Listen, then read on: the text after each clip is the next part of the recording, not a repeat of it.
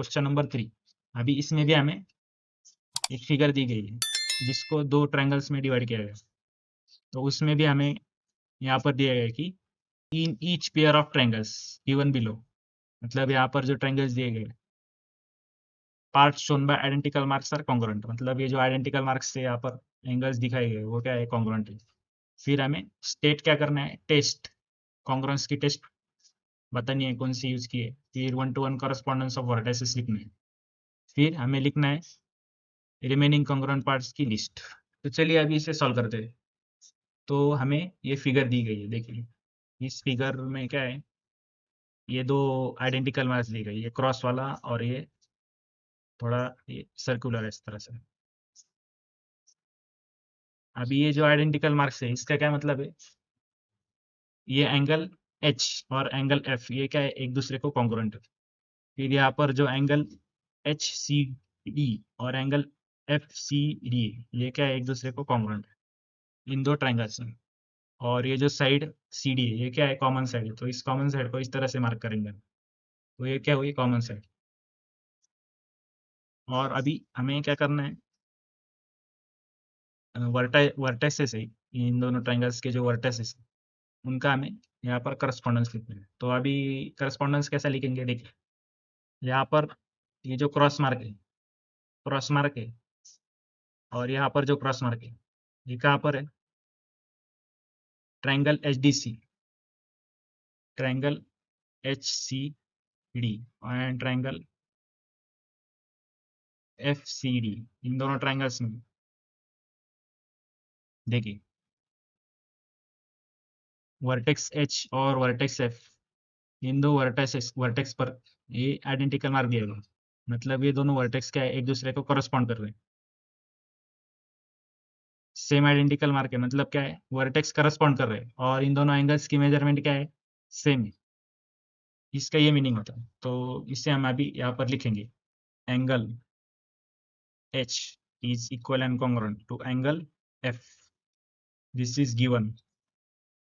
Given है ना, ये आइडेंटिकल मार्क हमें दिया है इसलिए ये हम गिवन लिखेंगे। फिर हम लिखेंगे यहाँ पर देखिए ये जो एंगल है, एंगल एच सी डी, ये angle H C D is equal and congruent to angle F C D, F C D ये हमें गिवन है।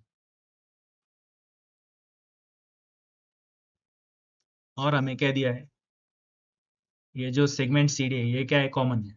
Segment C D is equal and congruent to segment C D, ये क्या है, common side है।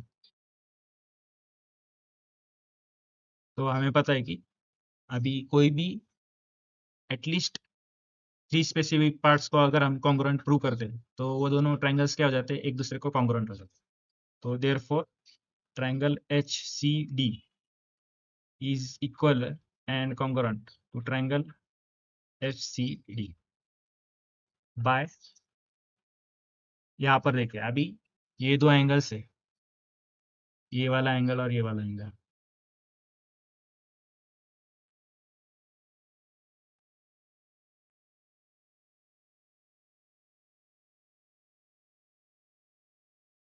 अभी यहाँ पर देखिए ये एंगल और ये एंगल इस ट्रायंगल में, इन दो एंगल्स के बीच में जो इंक्लूडेड साइड है ये कौन सी साइड है, साइड एच सी, ये क्या है, इंक्लूडेड साइड है। यहाँ पर भी इंक्लूडेड साइड कौन सी है, साइड सी एफ।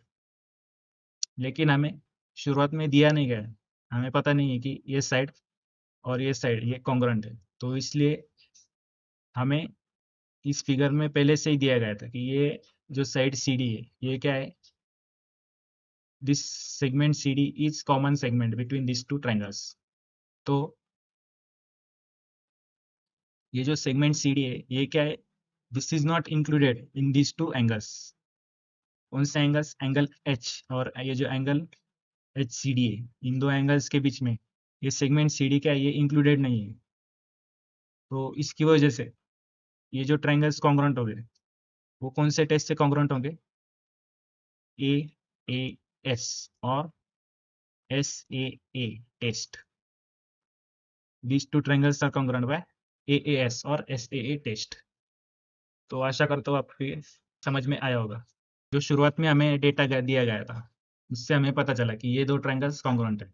तो इसलिए अभी हम रिमेनिंग कॉन्ग्रुएंट पार्ट्स को लिखेंगे। तो रिमेनिंग कॉन्ग्रुएंट पार्ट्स कौन से हो गए? ये 3 एंगल्स यहाँ पर कॉन्ग्रुएंट दिखाए गए, मतलब ये जो थर्ड एंगल है, ये एंगल और ये एंगल, ये क्या हो गए? एक दूसरे को कॉन्ग्रुएंट हो गए। तो हम अभी वो लिखेंगे, angle H D C is equal and congruent to angle F D C, angle F D सी।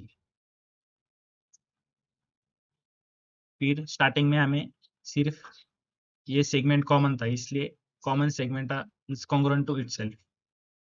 तो बचे कौन से सेगमेंट अभी? ये सेगमेंट और ये सेगमेंट, ये क्या हो गया? एक दूसरे को कॉन्ग्रुएंट हो गए। तो इसके जो करस्पॉन्डिंग सेगमेंट है, ये क्या होगा? ये करस्पॉन्डिंग सेगमेंट। फिर इसके करस्पॉन्डिंग सेगमेंट कौन सा होगा? ये वाला होगा। तो अभी हम इन करस्पॉन्डिंग सेगमेंट्स का कॉन्ग्रुएंस लिखेंगे। तो segment H D is equal and congruent to segment FD and segment